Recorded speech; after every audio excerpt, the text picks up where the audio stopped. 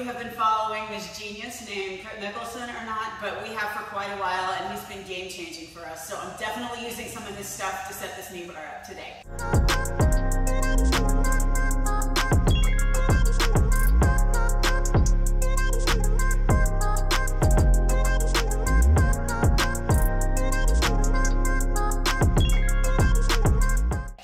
All right, so we're coming into turtle.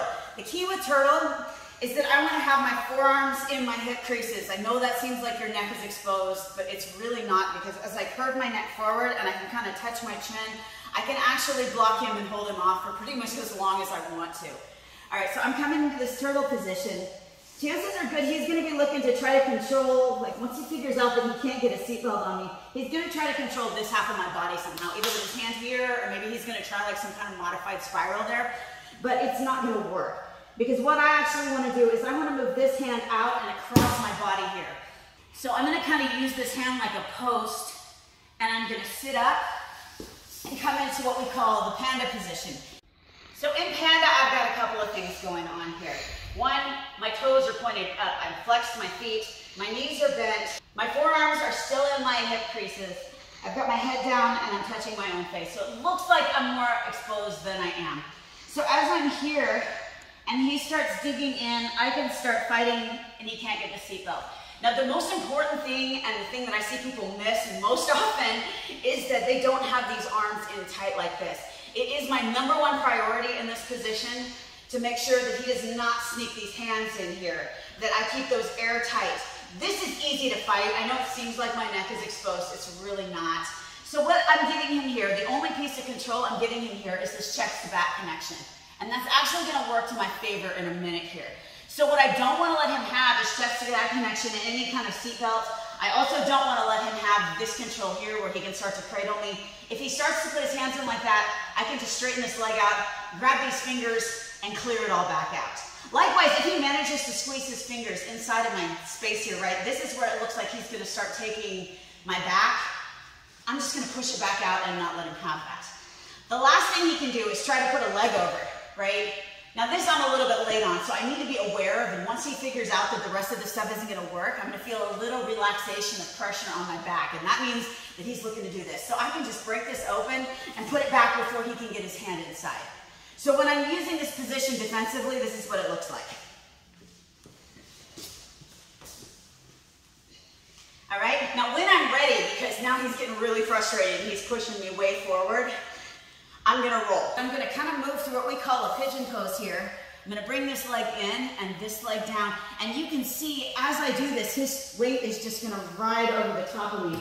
And now I'm going to end up with my leg on the inside, which is what I really want in turtle.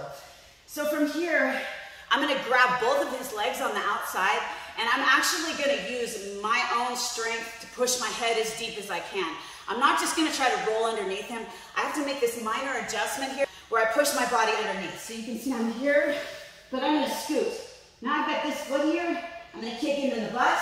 I'm going to roll through, grab this Bendy control.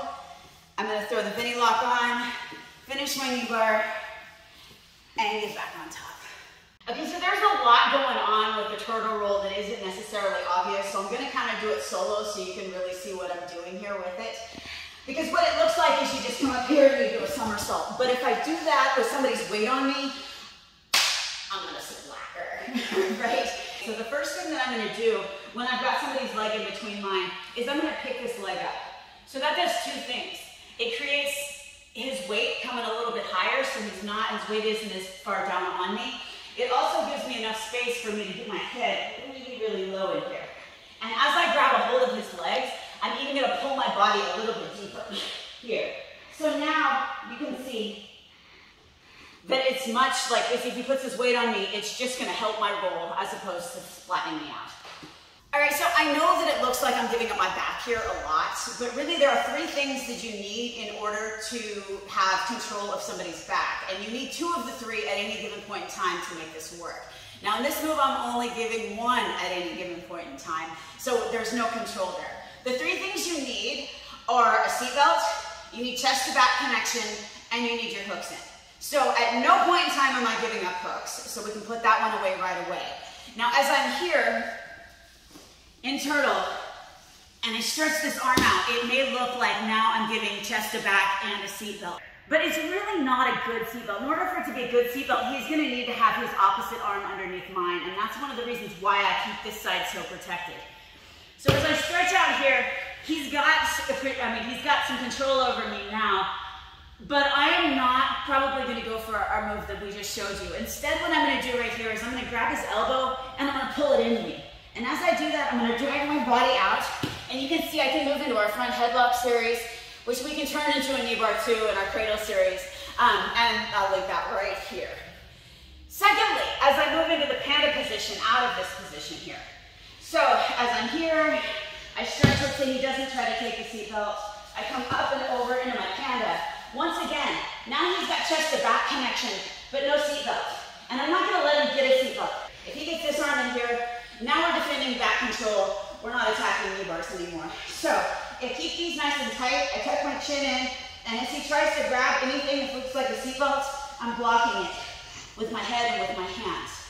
So as he rolls over me in the last little piece here, once again, I need to keep these elbows tight so he can't get any kind of seatbelt in here. But his chest to back connection is now what's hurting him, as I'm going to stick my head under, roll through, and get my knee bar. So you can see at no point am I offering him 2 out of those 3 problems. He's got a seatbelt at one point, a chest to back at another point, never given hooks. So I hope that clears up a little bit about this movement and why it works so well, and also how to defend back control before anybody gets it on you in the first place.